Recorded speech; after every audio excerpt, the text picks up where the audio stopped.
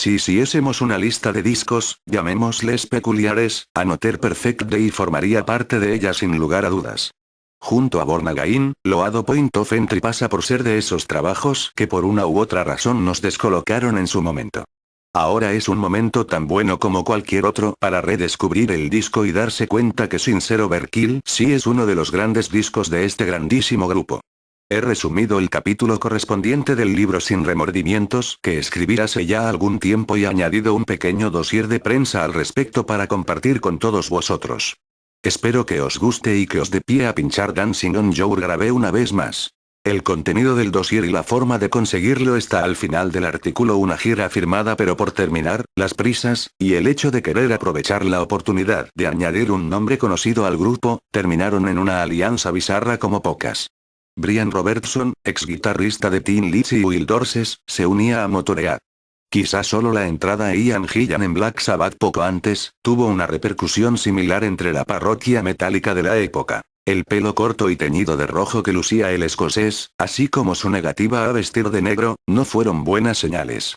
En realidad tampoco era un obstáculo insalvable, por mucho que a Lemmy le desagradase, pero en ningún caso podía hablarse de un buen comienzo. Otro asunto bien diferente era la exigencia por parte de Robertson de hacer contratos cortos, lo justo para un álbum y una gira.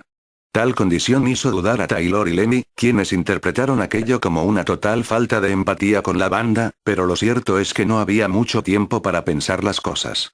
Habían podido retrasar el tour durante una semana, pero el hecho de encontrarse en Estados Unidos y de tener firmadas un montón de fechas, les obligó a tomar una decisión que no tardó en demostrarse equivocada. No obstante, al principio todo fue bien. Brian había volado a Norteamérica donde ensayaron el repertorio del que ciudades como Dallas, San Antonio o Vancouver, en Canadá, disfrutarían durante 20 conciertos. Brian mejoraba en cada show y la química, poco a poco, regresaba a Motörhead. Tenían también una fuerte motivación en el siguiente tramo del tour de Iron Fist que les llevó a Japón por primera vez. Allí celebraron 5 conciertos cuyo repertorio ya había sufrido ciertos recortes. Continuaban haciendo prácticamente los mismos temas de Iron Fist con respecto a los últimos shows con Eddie, pero la tijera había hecho de las suyas con los clásicos del grupo. Habían eliminado Capricorn, With a Line Fever. E incluso Ace of Spades. Y en lugar de cerrar con Motörhead, lo hacían con una versión de Chuck Berry titulada Nadie.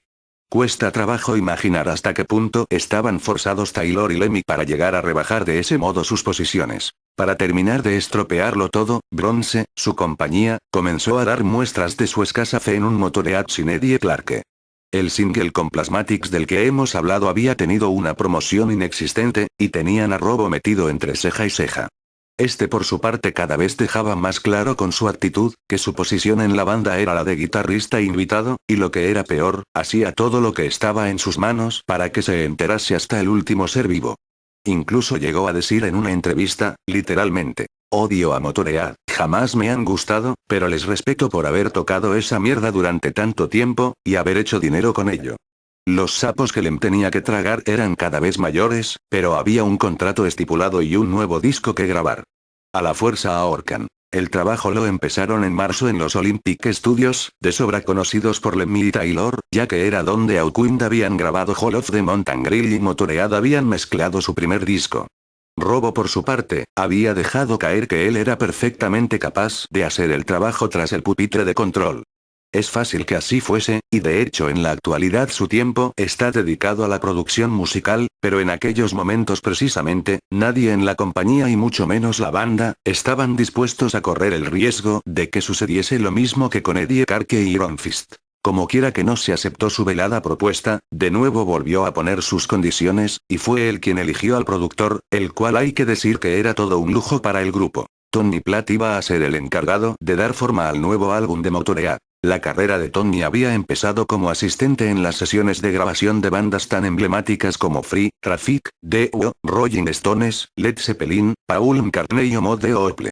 Pasando a trabajar al lado de una auténtica estrella del negocio como Mutt Lange, junto a quien firmó clásicos como I White Toe y Back in Black DSO4 de Foreigner. Por aquella época, a principios de los 80, pasó a la plantilla de Sonba Music, y allí puso su talento al servicio de gente como Samson, Crocus, Gary Moore o Cheap Trick añadiendo a Motörhead a su currículum en 1983. En honor a la verdad hay que decir, que en Tony encontraron al productor adecuado para desarrollar los cambios que buscaban en su sonido. El propio Lemmy ha llegado a reconocer que, a pesar de tratarse de casi una imposición por parte de Robertson, jamás ha tenido nada que reprochar a su trabajo.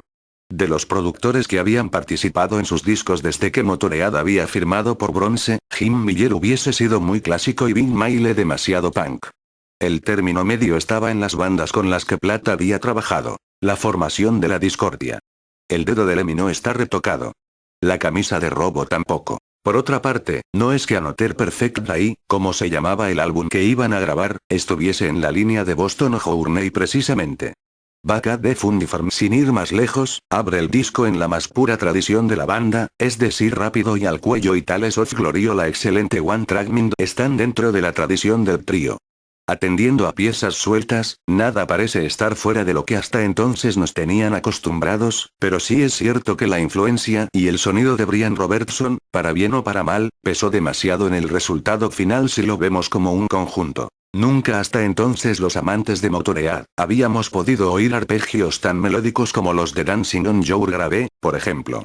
Tampoco estábamos acostumbrados al aluvión de guitarra que tenía Marching of Toward y DJ Up a Start, en las que algunos solos parecían alargarse mucho más de lo deseable. También eran toda una novedad los apoyos de piano, según los créditos del álbum tocados por el propio Lemmy, que tenía Rocket y las escalas y dibujos tan retorcidos como los que daban forma a Shine, el segundo single que salió de aquel disco. Por todos estos cambios tan repentinos y por la mala racha que el grupo atravesaba en aquel período, Another Perfect Day ha quedado como un disco menor dentro de la colección del grupo y debe mirarse de modo distinto para descubrir toda su valía. Entendámonos, no le faltan grandes canciones, como en todos los trabajos de Motoread. Las citadas Shine, Dancing on Your Grave o Back at the Funny Farm, así como la excelente I Got Mine, primer sencillo del disco, aún son muy populares entre los fans. Sin embargo, en aquel momento, lo que les hubiese venido bien era un álbum que solucionase el entuerto que había supuesto Iron Fist, y Another Perfect Day no era el caso. Si Iron Fist había bajado del número 1 al 6, Another Perfect Day les colocaba en el 20, y eso era casi como volver a la posición que tenían en 1979. Como tiro de gracia, llegó el Another Perfect Tour, nombre que recibió la gira de presentación del disco. La vida en la carretera al lado de Robo, realmente minó la resistencia del grupo, especialmente la de Lemmy, a quien terminó por agotar la paciencia.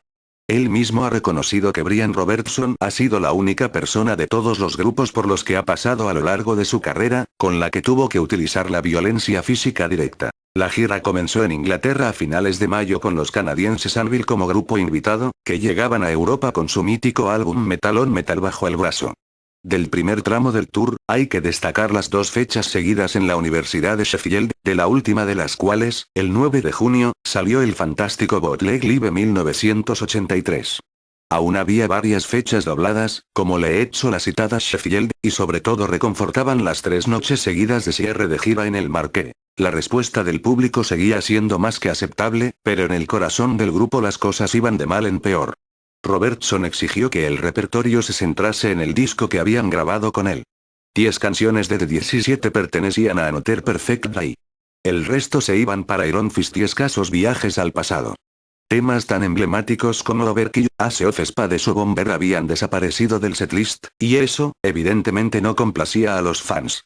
Lo peor de todo el asunto era que ahora no solo Robo había adoptado esa postura, sino que había logrado convencer a Phil Taylor de que la opción de romper con el pasado era la mejor posible. A pesar de todo, les aguardaban 30 fechas en Estados Unidos y Canadá, países donde su presencia se había consolidado y donde el tour transcurrió sin mayor problema con la excepción de algunas fechas donde los teloneros fueron The Outlaws.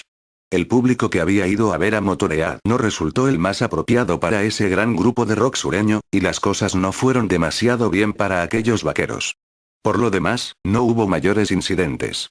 Hay otro pirata, que se ha convertido en la típica edición semioficial y que fue grabado en la Moore de Keynes, en Nueva York. Era el último show de aquella gira y es un gran documento sonoro del trío en escena que fue editado dentro de la serie de conciertos en directo King Biscuit Tour. De vuelta a Europa, fue donde realmente se desbordaron los problemas. La actitud de Robertson era cada vez más negativa y sus borracheras cada vez más insoportables. En resumen, había pasado de ser un músico a convertirse en una molestia. En el Rotation Club de Hanover, cuando el grupo acababa de tocar la canción Another Perfect Day, empezó a hacerla de nuevo. Lemmy se le acercó para advertirle, y Robertson le pidió disculpas para, acto seguido, empezar a hacerla de nuevo, por tercera vez. Semejante falta de respeto por el grupo, y sobre todo por el público, le costó el puesto al guitarrista escocés. Aquel fue el último tour para Brian Robertson, el comienzo de los años más difíciles para Lemmy, en los que tuvo que demostrar su tesón, su firmeza, lo sólidos que eran sus cimientos y lo duras que eran sus pelotas.